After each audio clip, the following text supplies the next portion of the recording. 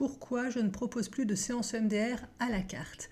J'aimerais aujourd'hui vous expliquer pourquoi j'ai décidé de ne plus proposer de séances EMDR directement à réserver sur mon site tel quel, même si je continue d'utiliser de l'EMDR ponctuellement quand ça a du sens dans un suivi thérapeutique particulier.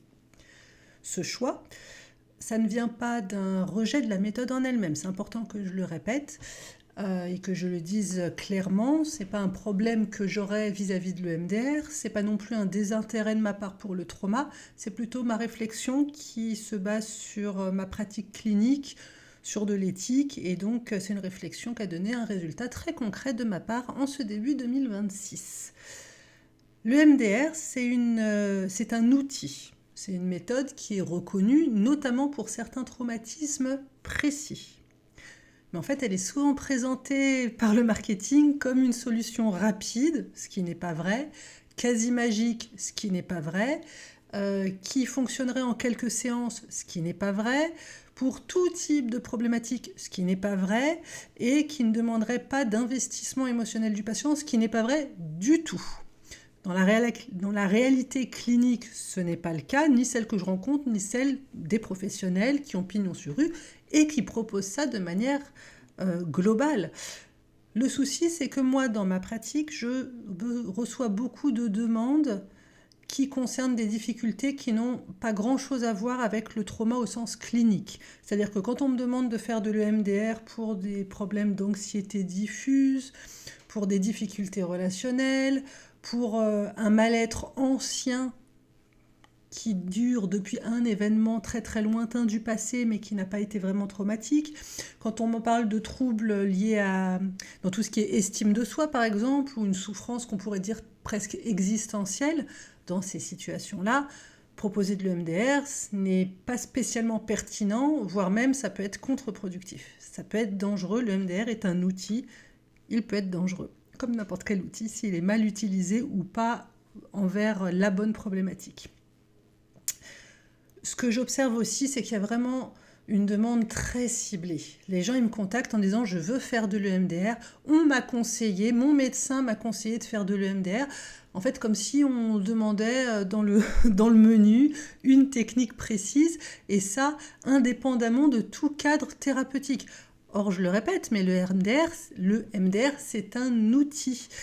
C'est pas un outil qui peut être utilisé tout seul, comme n'importe quel outil. En fait, il faut qu'il y ait un contexte. Si vous voulez utiliser une tronçonneuse, vous l'utilisez pas n'importe comment, n'importe quand, pour n'importe quoi, pour tailler votre crayon ou pour couper votre mur parce que vous voulez faire une fenêtre. Ça ne fonctionne pas comme ça. Donc le MDR, c'est un outil, c'est pareil, c'est pas une prestation isolée. C'est un outil qui doit s'inscrire dans un travail global. Or, ce travail global, il commence forcément par une évaluation. On vérifie d'abord que ça correspond bien à la personne. Il faut qu'il y ait une préparation de l'individu aussi. Il faut vérifier qu'il y a une sécurité psychique suffisante, ce qui n'est pas le cas pour tout le monde à un moment clé de la vie. Donc, proposer des séances de MDR à la carte, c'est enlever tout ce cadre qui est vraiment très important. Et donc, c'est aller à l'encontre de mon éthique professionnelle. Jusqu'à présent, ce que je proposais, c'est que vous preniez rendez-vous sur le site, puis je faisais le point et je vous disais parfois que ce n'était pas pertinent vu votre problématique. Ça peut créer des déceptions et je le comprends. C'est aussi pour ça que j'ai beaucoup réfléchi à comment intégrer de l'EMDR pour que ce soit le mieux compris possible. J'ai beaucoup communiqué sur le site en expliquant bien dans quel contexte vous pouvez prendre rendez-vous pour telle problématique, pour tel type de trauma. Bon, visiblement, ça ne suffit pas, non pas parce que je n'ai pas bien expliqué ou non pas parce que vous ne comprenez pas, mais parce que le MDR étant très à la mode ces dernières années, il y a beaucoup de fantasmes, il y a beaucoup de marketing autour de tout ça. Il y a beaucoup de gens qui en parlent sans le pratiquer eux-mêmes et donc effectivement, voilà, c'est la faute de personne, mais le résultat, c'est que ce qu'on entend parfois, c'est que le MDR pourrait guérir tout et n'importe quoi. Or, c'est une technique, c'est un outil, c'est pas adapté à tout le monde. Par exemple, une personne qui n'est pas vraiment capable de visualiser, voire même qui souffre d'aphantasie, il ne peut pas faire de MDR, clairement. L'MDR, ça demande qu'on puisse se concentrer sur un souvenir traumatique. Si on a une terreur terrible, rien qu'à l'idée de repenser à l'événement traumatique, clairement, le MDR, c'est pas nécessairement, enfin, ce n'est pas du tout la bonne technique à utiliser de but en blanc. La terreur va empêcher tout processus d'intégration. Si on a une grande difficulté à se connecter à nos émotions, et que dès qu'on le fait, on se sent complètement débordé. Le MDR n'est pas pour nous, là aussi, il faut travailler dans un cadre sécurisant. Il faut vraiment avoir des ressources internes suffisantes pour pouvoir traverser ce type de travail. Donc dans ce cadre-là, dans ces cas-là, proposer de l'EMDR, ça peut être inefficace, voire ça peut être insécurisant.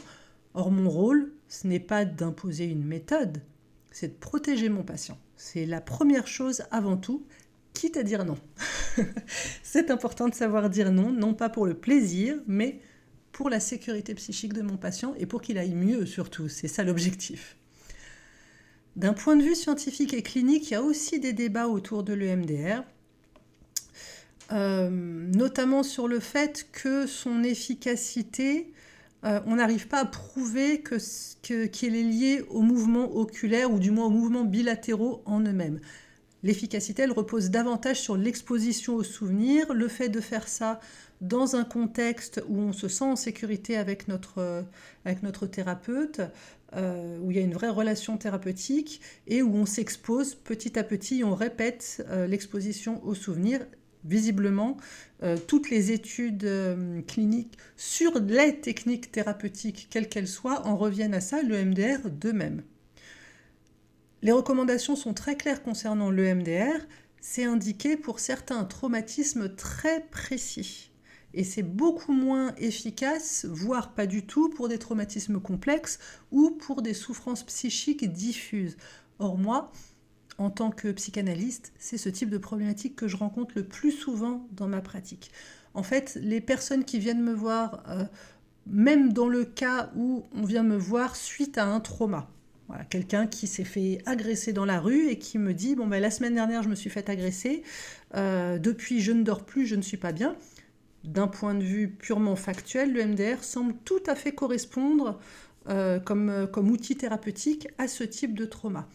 Ceci dit, 9 fois sur 10, ce que je constate dans ma pratique, c'est qu'en fait, si en quelques jours, l'événement traumatisant n'a pas été suffisamment digéré, c'est parce qu'il y a tout un background. Il y a tout l'historique du patient, il y a énormément de processus inconscients qui se sont déclenchés suite à l'agression en question dans mon exemple, ou suite au traumatisme. Et c'est ça qui rend le deuil, en fait, suite à l'événement traumatisant, difficile. En fait, dans ma pratique, je rencontre énormément de traumatismes dits complexes. Et ces traumatismes, donc, ils ne se résument pas à un événement isolé, ils s'inscrivent dans des histoires relationnelles, dans des répétitions, des schémas redondants, des manques, et tout ça souvent depuis l'enfance en réalité. Ce n'est pas juste un trauma qui crée une répercussion, c'est un ensemble de micro-difficultés, de micro-traumatismes développementaux, comme on dit, qui en arrivent à cette incapacité à surmonter un événement difficile. Or, dans les traumas complexes, ce type de souffrance, ça nécessite vraiment un travail qui soit progressif, qui soit très contenant. De fait, c'est souvent un travail qui est plus lent, qui passe par de la compréhension.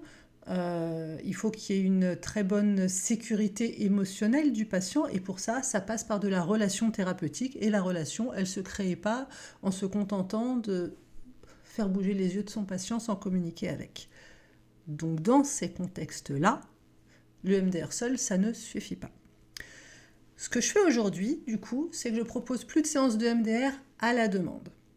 Par contre, je continue d'utiliser le MDR ponctuellement dans un suivi thérapeutique quand cela me semble pertinent, sécurisant et réellement bénéfique pour mon patient, parce que c'est moi, en tant que thérapeute, qui évalue si cet outil a sa place avec cette personne, dans ce contexte-là et à ce moment-là de son travail thérapeutique.